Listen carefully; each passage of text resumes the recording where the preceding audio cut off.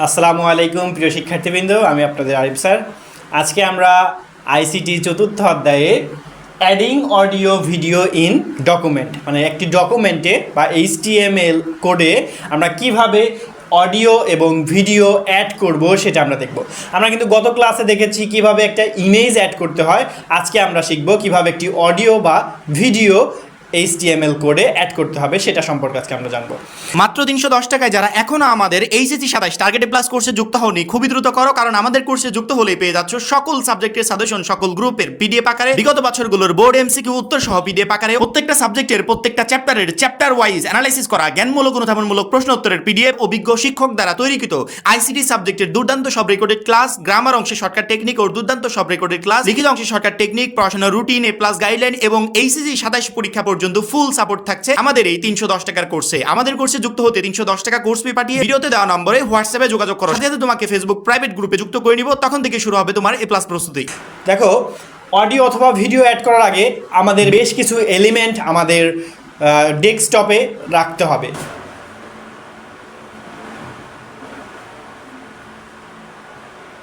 দেখো, আমরা অডিও ভিডিওর জন্য ইমবেড নামক ট্যাগ, এই ট্যাগটা আমাদের ব্যবহার করতে হবে। এটি হচ্ছে একটি ট্যাগ,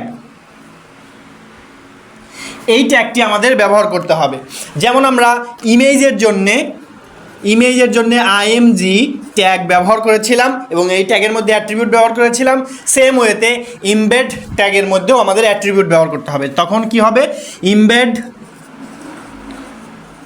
ইমবেড ট্যাগের মধ্যে এসআরসি অ্যাট্রিবিউট ব্যবহার করব। এখানে আমরা ইউআরএল দিয়ে দিব। ইউআরএল দিয়ে দিলে আমাদের ইমবেড ট্যাগের কাজ হয়ে যাবে এবং সেখানে আমরা ভিডিও দিলে এই ইউআরএলটা দিয়ে দিই, তাহলে আমাদের আউটপুটে ভিডিওটি শো করবে। তো আমরা অবশ্যই এগুলো কোডের মাধ্যমে দেখব এবং এখানে আউটপুট হিসেবে দেখব যে এটা আসলে এটা যেহেতু ভিডিও তো আউটপুট হিসেবে তো ওইভাবে দেখানো যায় না। তবে আমরা ট্রাই করব তোমাদেরকে একদিন একটা ল্যাবে image add, audio add, video add এগুলো একটি প্র্যাকটিক্যাল ক্লাস করানোর জন্য।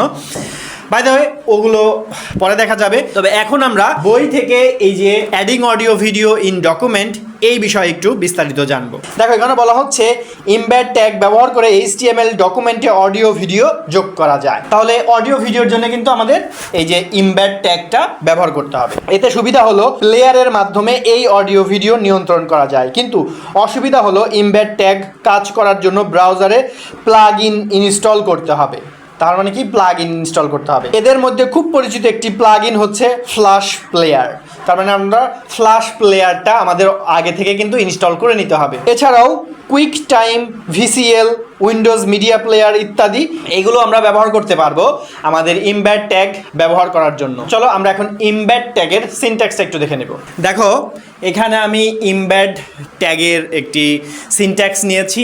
সেখানে দেখো, আমি এখানে ইমবেড ট্যাগ নিয়েছি, সেখানে এসআরসি নিয়েছি, এসআরসি এর ভ্যালু দিয়েছি ইউআরএল, তারপর অটো স্টার্টের ভ্যালু দিয়েছি ট্রু ফলস, ওয়াইড এর ভ্যালু কত হতে পারে আমরা জানি, হাইটের ভ্যালু যদি প্রয়োজন হয় জানি। এখন দেখো, এইখানে এসআরসি এই অ্যাট্রিবিউটের কাজ কি, আমাদের যে অডিও বা ভিডিও সেটার একটা ইউআরএল মানে লোকেশন এরিয়া, সেখানে এটা ডিফাইন করতে হবে। তারপর অটো স্টার্ট এটা কি কাজ করবে, দেখো অনেক সময় আছে না, আমরা ফেসবুকে ঢুকেছি, ভিডিওগুলো অটোমেটিক, মানে আমি স্ক্রল করছি, ভিডিও আসলে ভিডিওটা অটোমেটিক চলছে। আবার অনেক সময় সেটিং যদি আমি অটো স্টার্ট বন্ধ করে রাখি, তাহলে কিন্তু আমি ভিডিও স্ক্রল করলে কিন্তু আমার ভিডিওটা অটো স্টার্ট হচ্ছে না। তো এইটা কিন্তু এইভাবে অটো স্টার্টের মধ্যে যদি ট্রু দেওয়া থাকে ভ্যালু, তাহলে কি হবে, স্ক্রল করার সাথে সাথে অটো স্টার্ট শুরু হয়ে যাবে। আর যদি অটো স্টার্ট ভ্যালু ফলস দেওয়া থাকে, তাহলে অটো স্টার্ট আর হবে না। ওয়াইড মানে তো জানি, ওয়াইড মানে আমরা প্রস্থ জানি, প্রস্থ আমরা কতটুকু করতেছি সেটা, আর হাইট মানে দৈর্ঘ্য আমরা কতটুকু নিতে যাচ্ছি সেটা। কারণ একটি ভিডিও আমি চাইলে একটি ভিডিও পুরো পেজ সম্পূর্ণ করে রাখতে পারি, আবার চাইলে ভিডিওটাকে ছোট করে রাখতে পারি। তো সেটার জন্য আমরা হাইট এবং ওয়াইড ব্যবহার করব।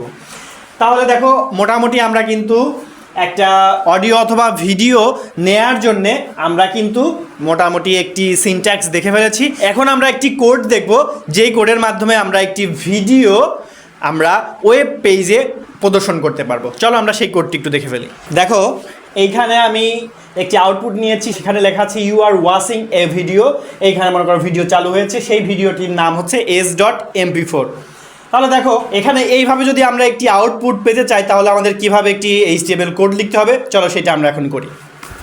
প্রথমে আমরা কি করব, HTML বেসিক স্ট্রাকচার সেটা লিখে নেব। এখানে বডি থেকে শুরু করব। বডির মধ্যে প্রথমে আমরা পি ট্যাগ নিব, কারণ কি আমাদের প্রথমে লেখা আছে you are watching a video, তাহলে এটা আমরা লিখে নিব এখানে। বা আমরা যদি মনে চাই, যদি এটাকে আমরা হেডিং দিতে চাই, তাহলে আমরা এখানে পি ট্যাগের পরিবর্তে আমরা এখানে H2 ব্যবহার করতে পারি। এখানে H2 ব্যবহার করি, এখানে লিখে দিব you are watching a video. দেখো আমাদের H2 শুরু করেছি, H2 শেষ করিনি, কারণ আমাদের এখানে ভিডিওর পরে you are watching a video লেখার পরে ভিডিওটা চালু হবে, তাই না? এই কারণে H2টা আমরা এখন শেষ করব না। এখন আমরা কি করব, ভিডিও নেয়ার জন্য আমরা ইমবেড ট্যাগটি নিব। এখানে আমরা SRC দিয়ে দিব, SRCর মধ্যে ভ্যালু দিয়ে দিব s.mp4। ঠিক আছে, এই ভিডিওটি এখানে দিয়ে দিলাম, ভিডিওটি আমাদের চালু হয়ে যাবে। এখানে আমরা এখন H2টাকে ক্লোজ করব। দেখো H2টাকে ক্লোজ করলাম, আর ইমবেড কিন্তু আমাদের ইমেজ ট্যাগের মধ্যে এটাও একটি এমটি ট্যাগ, তাই না? এই কারণে এটার কোনো এন্ডিং নেই। এখন আমরা এখান থেকে বডি ট্যাগ ক্লোজ করব এবং HTML ট্যাগ ক্লোজ করব। দেখো এই কোডটা যদি এখন রান করি, তাহলে কিন্তু আমরা এই ধরনের একটা আউটপুট পেয়ে যাব। তাহলে আমরা কিন্তু খুব ইজি ওয়েতে দেখতে পাচ্ছি এখানে আমরা কিভাবে একটি ভিডিওকে আমরা ওয়েব পেজে পাবলিশ করেছি। ঠিক আছে, এটা তো দেখলাম একটি ভিডিও কিভাবে পাবলিশ করে। এখন আমরা দেখব একটি অডিও কিভাবে আমরা ওয়েব পেজে নিয়ে আসব। দেখো এখানে আমি একটি আউটপুট নিয়েছি, সেখানে একটি অডিও দেখো এখানে প্লে হয়েছে। সেই অডিওটার নাম হচ্ছে audio1.mp3। এই ধরনের একটি আউটপুট যদি আমরা পেতে চাই, তাহলে কিভাবে HTML কোড লিখব সেটা আমরা এখন দেখি। চলো আমরা প্রথমে বেসিক স্ট্রাকচারটা লিখে নিব। HTML বডি ট্যাগ শুরু। দেখো এখানে অডিওর জন্য কিন্তু আমাদের এক্সট্রা একটা ট্যাগ নিতে হবে, সেই ট্যাগের নাম হচ্ছে অডিও কন্ট্রোলস। Audio controls.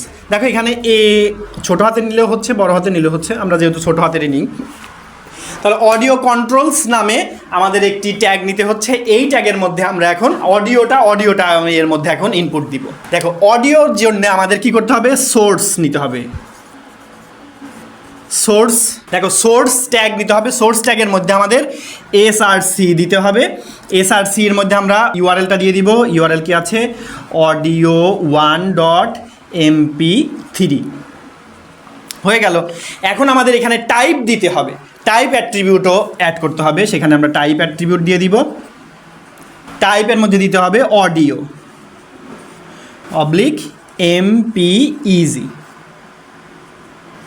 দেখো এটা দিয়ে দিলাম। এখন আমরা এখান থেকে অডিওটা ক্লোজ করে দিব। অডিও ট্যাগটাকে ক্লোজ করে দিলাম। তারপরে আমরা এখন এখান থেকে বডি ট্যাগ ক্লোজ করে দিব এবং HTML ট্যাগ ক্লোজ করে দিব। দেখো তাহলে যদি এই কোডটা যদি এখন আমরা রান করি, তাহলে আমরা এই ধরনের একটি আউটপুট পেয়ে যাবো। এবং দেখো অডিও যদি আমরা ইনপুট দিতে চাই, তাহলে কিন্তু আমরা অডিও কন্ট্রোলস, এই অডিও ট্যাগ কন্ট্রোলস অ্যাট্রিবিউট ব্যবহার করেও কিন্তু আমরা এইভাবে কিন্তু একটি আউটপুট নির্ণয় করতে পারি। তো প্রিয় শিক্ষার্থীবৃন্দ, আজকের ক্লাসের আমাদের হেডিং ছিল adding audio video in a document. তো আমরা কিন্তু কিভাবে একটা ডকুমেন্টে অডিও এবং ভিডিও অ্যাড করতে হয় সেটা কিন্তু আমরা দেখেছি। তো প্রিয় শিক্ষার্থীবৃন্দ, আজকের ক্লাস আমাদের এ পর্যন্তই। ভালো থাকবে, সুস্থ থাকবে, আমাদের জন্য দোয়া করবে। আল্লাহ হাফেজ, আসসালামু আলাইকুম।